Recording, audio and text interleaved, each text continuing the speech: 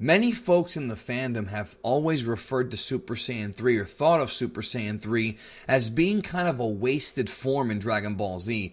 And I do disagree with that. I think that Super Saiyan 3, although it did not defeat a major villain like some of the previous forms did, it was what carried Goku throughout the Majin Buu arc, and even a little bit beyond that.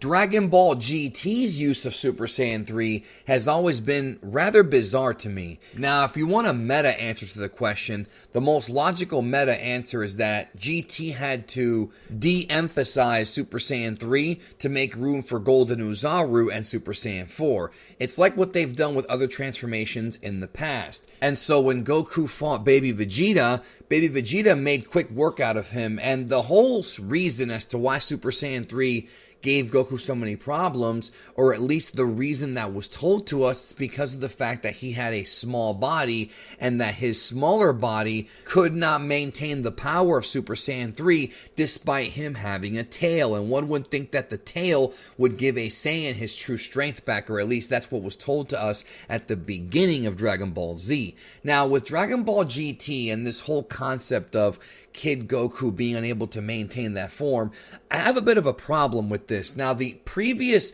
kid, I guess, or childlike person, if you can call it that, to have Super Saiyan 3 was Gotenks. And remember, Goten and Trunks individually have never been able to show that they can handle the power of Super Saiyan 3, but Gotenks, a fusion, definitely can. And it's been told to us in the past that fused characters offer such an increase in power and durability that they can handle stuff that unfused characters just can't take. And that's why Gotenks, even though he had a kid's body, although being ripped, was able to do Super Saiyan 3, but eventually even that fell apart and Gotenks reverted back into his base form. A lot of people forget this, but Gotenks did not just defuse. It wasn't the fusion timer that ran out for Gotenks. That would happen later. If you remember, Super Saiyan 3's power output was too much and he went back into being regular base Gotenks.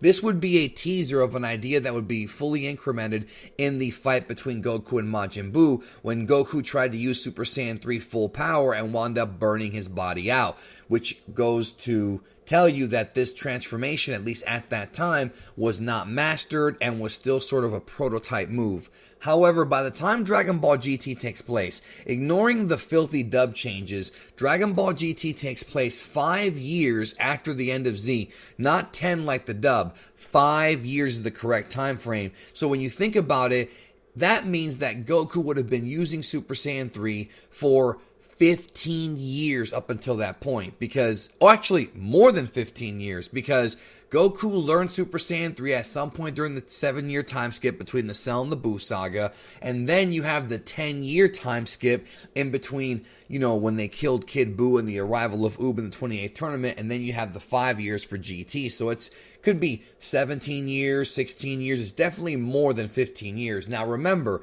we are not incorporating Dragon Ball Super into this discussion.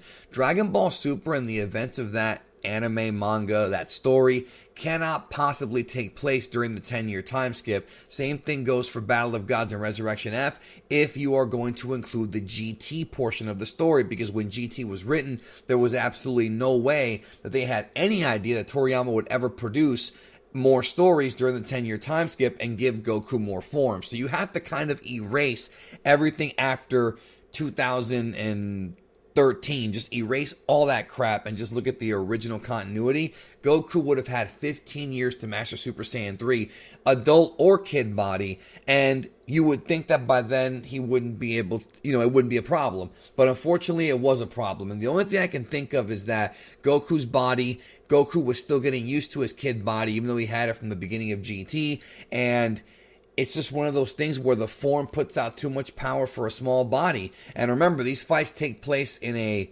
much, much faster sort of speed than TV time. The fights are actually going on faster than our eyes can perceive, but it's slowed down animation-wise so we can understand it. So these fights are fast, and thus it's hard to quantify, how long it took for Goku to run out of Super Saiyan 3 compared to Gotenks, but to me it just shows that Super Saiyan 3, according to the original GT story, is a flawed form, and Super Saiyan 4 is the true ultimate power in Dragon Ball GT. But that's the real meta reason. That's the real answer for you, is they wanted to bury 3 to get over 4. It's that simple. Thanks for watching this quickie. I hope you enjoyed it. And I personally love Super Saiyan 3 Kid Goku. I wish we saw more of it. Talk to you soon.